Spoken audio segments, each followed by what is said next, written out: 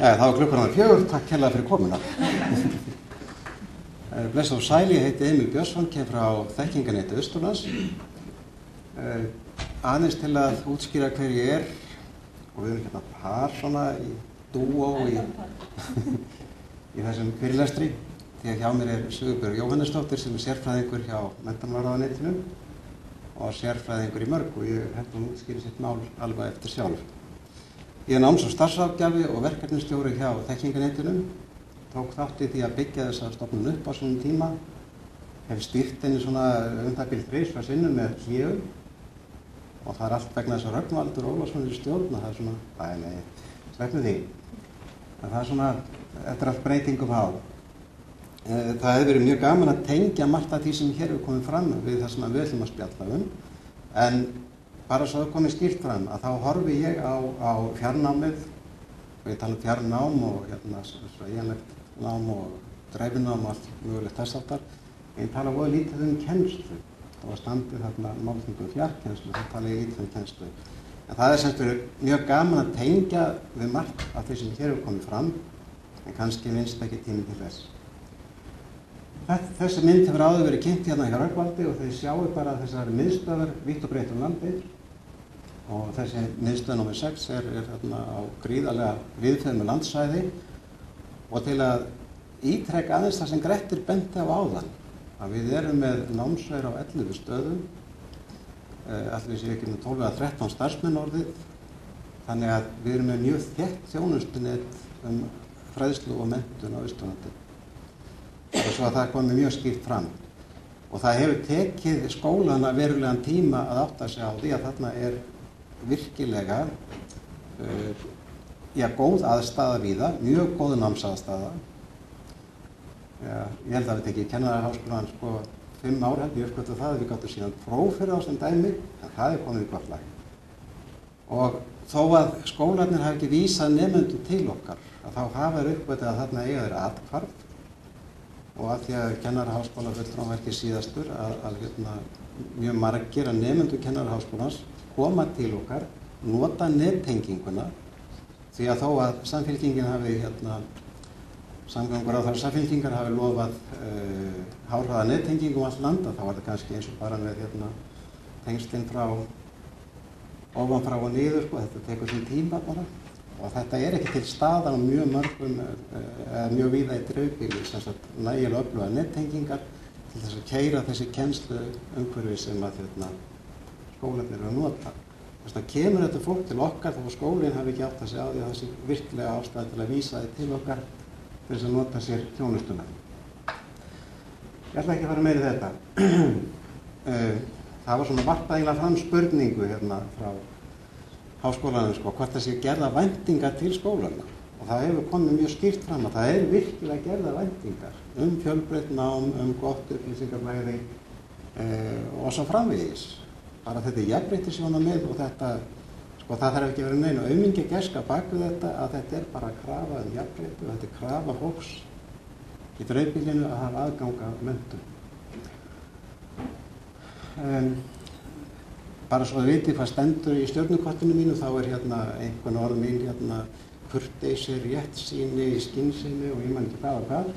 Þannig að það er hægt að spyrja stenst há í þessar væntingar og einfalda svarið er nei. Bara hreint ekki. Og í mjög glöggu erindi Rögnvaldar og Parsins sem er fyrsta með Guðrúnar, að þá kom fram þessi sjálfsgagnrýni sem að ég held ég þurfi ekki að reykja frekar.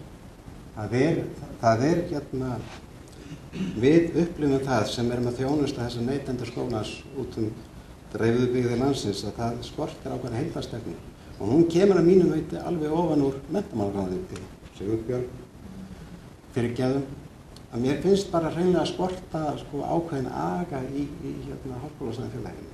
Það komi mjög skýr skilaboð ofan frá og gangi alveg niður í gegnum allt apparatið.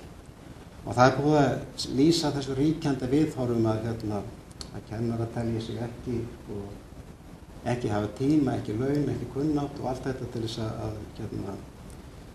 að kenna í dreifnámi. Námsframboðið er mjög takmarkað. Nú gleymdi ég ég með í skjóðu minni yfirlit frá síðasta vori yfir allt dreifnám sem í boði á Íslandi. Og þetta eitthvað rúmlega 30 svona námslínur, oft einhverju bútar, sumum tilfellum heilu línurnar. Og ég reyndi einhvern tímann að telja hvað í boði á landsvísu og það eitthvað 300 og eitthvað línur. Þannig að það innan 10% svona mjög óábyrgt og lauslega talið sem í boði í dreifnámi. Og þetta teljum við ekki ásættanlegt.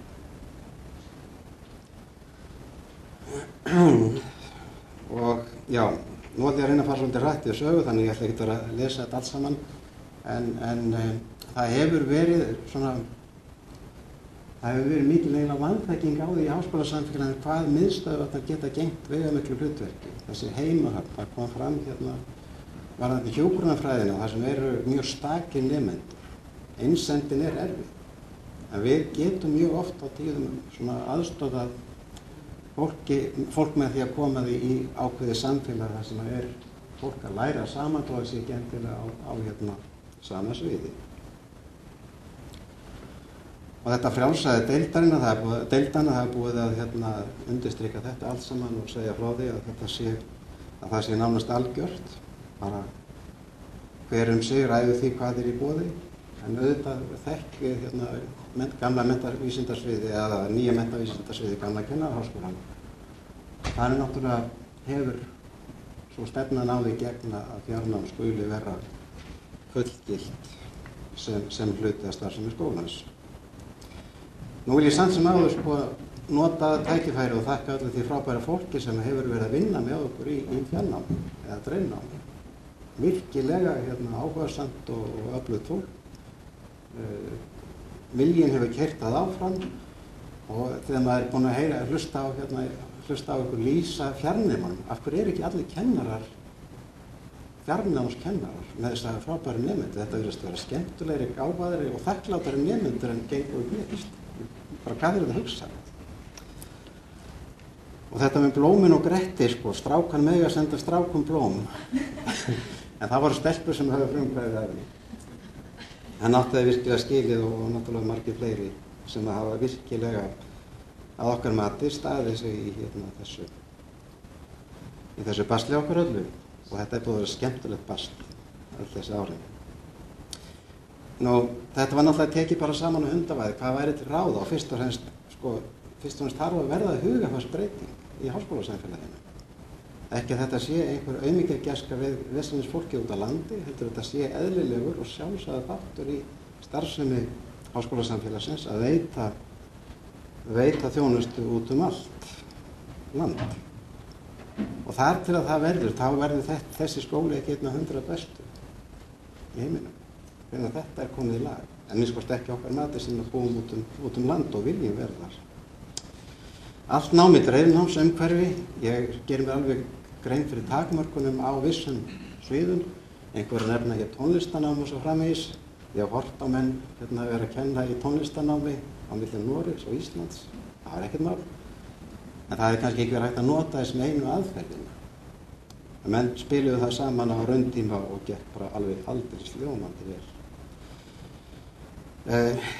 Krafa náttúrulega til starfsfólks háskólasamfélagsins það að það kunni ákveðna hluti, en auðvitað veltum af vöngum eins og kom fram hvað á fólk að kunna mikið til þess að verða kennari í dreifnámi. Það auðvitað einhver takmörk. Við viljum bæta þjónustuna við ykkur og vonum að þið viljið bæta þjónustuna við okkur. Og síðast en ekki síst að ná upplýsingum dreifnám. Hvað í boði? Það bara þar verið að leita í völundarhúsi fyrir marga sem að leita sér á námi. Og við viljum sjá að upplýsingar sem safnað miðlægt. Nú ég ætla eiginlega að fara að stoppa núna og hleypa Sigurbjörgu að það sem við höfum þarna í huga, það að fræðslumiðstöðvarnar vítt og breitt landið, þær hafa gert með sér, eða þær hafa markað þá stefnu að reyna að hlutast til það að það verði búinn til miðlægur gagnagrunnur þar sem allt dreifnám kynnt. Og við höfum í rauninni tekið þetta aðeins lengra og talað fyrirbrigði netháskóla og hvað netháskóli Sigurbjörg, hvað ég fara langt í þessu? Bara byrja Sko allt snýst það frá sjónarhóli menntalegs nemenda í fjarnámi. Hvar finn ég fjarnám? Hvar fæ ég þjónustu? Þannig að það er það sem við erum að tala í sambandi við netháskólan, netháskóla hugmyndina. Það að þessar upplýsingar sé aðgengilegar á einum stað, þar sé ákveðin þjónusta. Og þessi íslenska leið sem við höfum aðeins velt fyrir okkur, við erum búin að skoða margar erlendar fyrirmyndir. En íslenska leiðin snýst kannski tvennt. Það í fyrsta lagi að búa til vefgátt eða upplýsingarsíðu, þar sem allt fjarnám er skilgreint og safna saman upplýsingum það. Og eina síðan sem til á landinu, það er upplýsingarsíða Þekkingarnets Austurlands sem við reyndar sendum síðan áfram til allra fræðslumiðstöðva á landinu. Það sem yfirlit yfir þetta fjarnám sem í boði er. Þetta sem sagt fyrsta skrefið, það er vefgátt með upplýsingum. Annað skrefið gæti verið, og það er ekki komið mjög langt, það er búið að kynna það fyrir yfirvöldum, að það er lítil þjónustustofnun, það sem væri tækniþjónusta, náms- og starfsráðgjöf og þjónusta bókasafns upplýsingafræðings. 3, 4, 5 manna stofnun. Og nú hleypi ég Sigurbjörg að.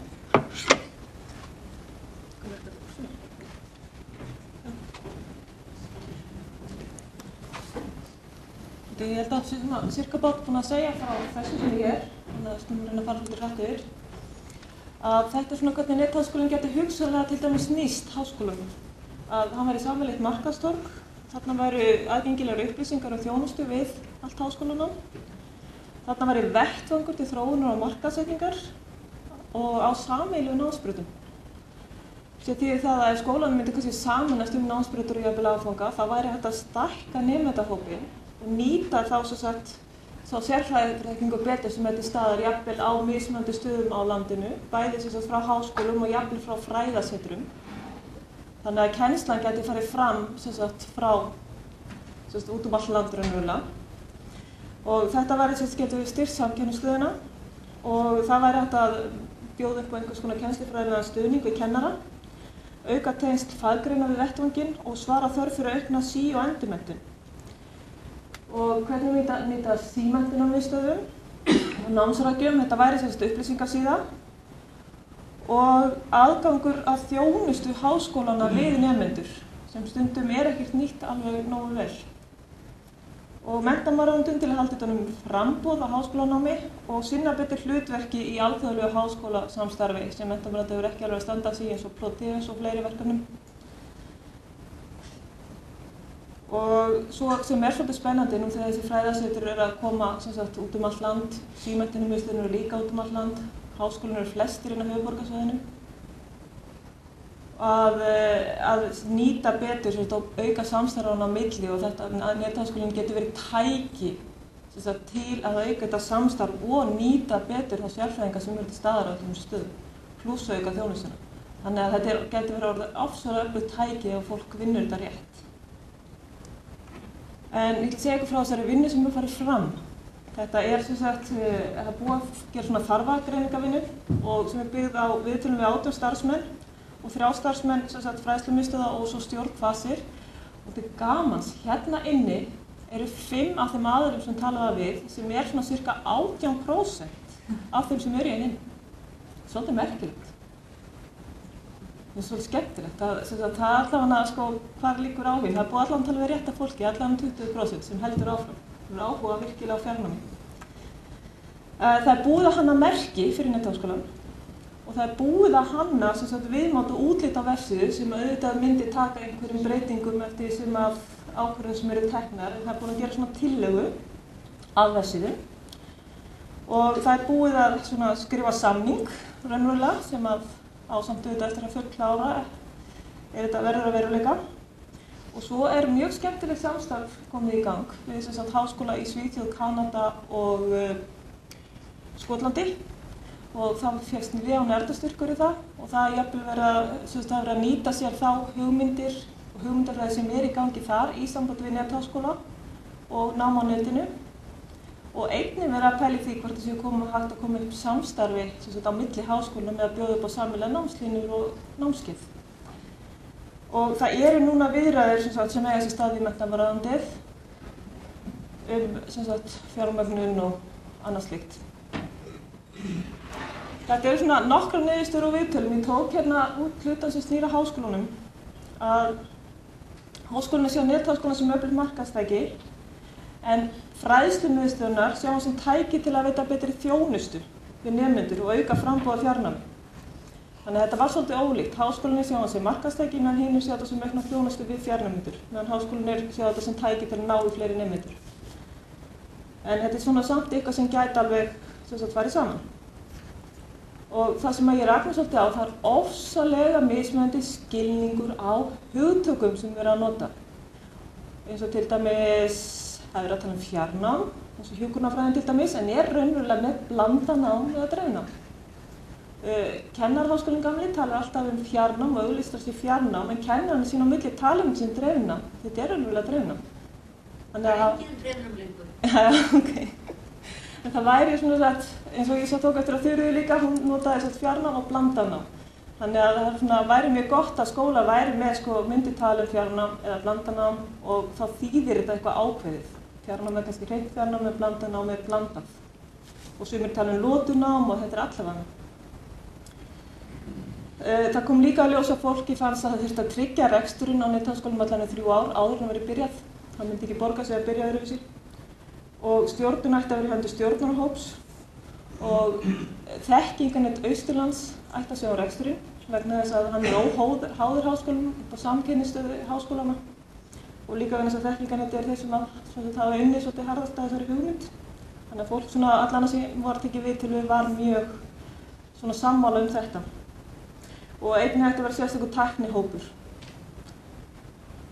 Og það þyrfti að nota vefþjónustu til að flytja gögn á milli. Ekki að vera að færa þetta handvirkt inn, það myndi aldrei virka. Og stærstu þröskuldanir voru eiginlega sem kom í ljós bæði aðalega hjá háskólafólkinu sjálfu. Var að háskólinn geti líklega, eða kannski ekki samstillt sitt. Það væri hægt á að háskólinn myndi ekki veita aðgang á upplýsingunum sem netháskóli þyrfti. Og það væri kannski, kemist ekki á nógu gott samræmt mat á einingum á milli háskóla, þyrfti að gera svolítið meir sjálfkrafa. Og svo fer vilji háskólarnir raunverulega til að starfa saman og bjóða upp á sameiginlegar námsleiðir. Þetta er verkið. Og þetta þýðir hugmyndin á bak við þetta er jöfnuður til náms fyrir bæði kynin og fyrir allt landið. Það er óháð búsetu. Af hverju standa þau þá á Suðurlandi? Af hverju fela þau Norðurlandið? Svo svolítið eins og hún sé að leiða hann. Það má alveg komið tillögur að breyta þessu aðeins. En það var nefnilega þegar þetta merki var kynnt á Egilsstöðum á ráðstefnu sem var þar, þá voru þeir sem voru á Norðurlandi ofsalega reiðir í því að Norðurlandi sæist ekki. Er það ekki að stefna Norður? Það er spurning. Það var líkjandi. En hugmyndin var alveg svo að þetta gæti verið hreyfingu í þessu merki og þeir geti jafnvel gengið inn á staðina sem það væri verið að tala um á vefsíðunni. Rölt land. Það væri svona rölt það. Svona eiga kannski einhverjum ákveðnum tilfellum. Þannig að þetta var svona hugsað með því að það væri auðvelt að afnema þetta. Þetta eru markmið vefgáttarinnar, að veita upplýsingar og veita aðgengi, að veita upplýsingar að fjarnáminu og veita aðgengi að skráningu námskeið og námsbrautir, bókun og aðstoð og þjónustu. Þannig að þetta er veftrið og þetta kemur líklega til með að breytast. Þetta til dæmis hefur aðeins verið að þróast frá því þetta var gert, en þarna væru aðgengilega námsleiðir, námskeið, upplýsingar háskólana, upplýsingar öll námsverin sem eru landið. Það væri jafnvel staður fyrir kennara og nemendur til að setja inn greinar og ritgerðir eða tengla á það. Það væri aðgangur að þeirri þjónustu sem er í gangi eins og að skrá í nám og bók og námsvers. Það væri jafnvel einhver umræður til staðar. Þarna er sýnishorn af námsleiðum og það sem fyrst og fremst var lögð áhersla á þetta væri ofsalega öflug leit. Því að það er vandamál á vefsíðum háskólana margra Það hefur verið mjög slæmt á Háskóla Íslands til dæmis að finna hvaða nám raunverulega boðið í fjarnámi. Það oft ofsalega ruglingslegt. Þannig að þarna væri bara að leita eftir námsbraut, eftir háskóla, eftir deild, eftir lokaprófi og það væri líka hægt að fá bara lista upp með stafróf og að leita eftir því. Og það væri líka hægt að leita eftir námskeiðum. Það sama sem sagt þar að hafa leitina svolítið öfluga. Og svo þetta spurningu, ég veit ekki sé tengt leitina núna við leita yfir Google sem Háskóli Íslands komið með. Nýta því það sem hér. Hérna sýnishorn svona þjónustu, þessi skráningi nám. Það ekki, vefurinn ekki þess að múta að byrja með þetta sé skráð í gegnum hann, sem sagt, inn í skólanum. Heldur þetta sé bara teinar inn á vefsíðu skólanum.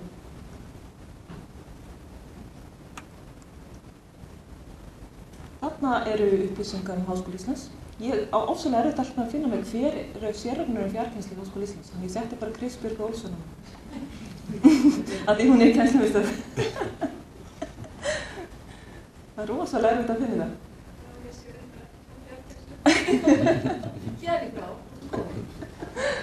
En þarna væri svolítið með því að hafa mynd af viðkomandi að gera þetta svolítið persónulega. Að það oft síður vefsíðurnar eru svolítið ópersónulegar og maður fær eitthvað nafn og þarna væri það að við hvað getum að tala, hafa mynd á hann strax, veit maður það mætti jafnvel vera vídeómynd, allt svolítið meira lifandi og á hvaða tími, netfang og sími og einhvern veginn að hjálpa fólki til að fá svona upplýsingar hratt, þurfi ekki að leita alveg endalaust. Þetta svona sýnishorn hvernig vefsíða fyrir námsörk geti litið út. Og það sama þar, það rauninni ekkert sýnishorn með mynd af Emil eða fleirum að hafa líka myndir af starfsfólki. Þetta svona næstu skref, það sem við erum að vinna núna. Að það er að bíða eftir vilyrði frá menntamálaráðuneytinu fyrir fjármagni til að smíða vefgátt og til að reka þetta. Og ef það fæst, þá komið að því að það þarf að skrifa samninga, eða skrifa undir samning, rektorar háskólana og stjórn Kvasis og jafnvel fræðslumiðstöðvarar. Og síðan þyrfti að bæði stjórnarhópur og tæknilegur faghópur hefja störf og þeir hópar þurfa að marka stefnu fyrir netháskólann. Og það þarf að ákveða fyrirkomulag rekstursins og rekturráðala og jafnvel ráðin verkefnastjóra. Og semja við forritara eða háskóladeild eða eitthvað fyrirtæki að smíða vefinn. Og svo þarf að kynna þetta og markaðssetja. Og svo í framhaldinu þá auðvitað vonin til þess að háskólinn auki námsframboðið á blönduðu námi og auki samvinnu milli fræðslumiðstöðva og háskóla og bæti þjónustu við greinastuðnemendur.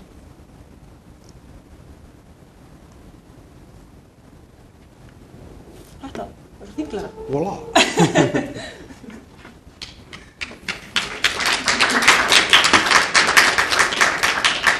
Það er bara lokaorðin, það er alveg á hreinu að þetta er ekki að taka frá háskólasamfélaginu eða einstökum háskólum, heldur þetta er hrein og klár viðbót. Þetta er bara þjónusta sem við erum að bjóða skólanum upp á. Það er búið að hafa samband við alla skólana á svona ýmsum stigum sem þetta innan hver skóla. Þeir hafi rauninni allir lýst í að þeir vilji vera með, að einum undanskildum sem að treysti sér einhverjum fjármál. Þannig að þetta mál með vefgáttina er komið talsveit langt. Fyrir okkar hönd, takk fyrir kærlega.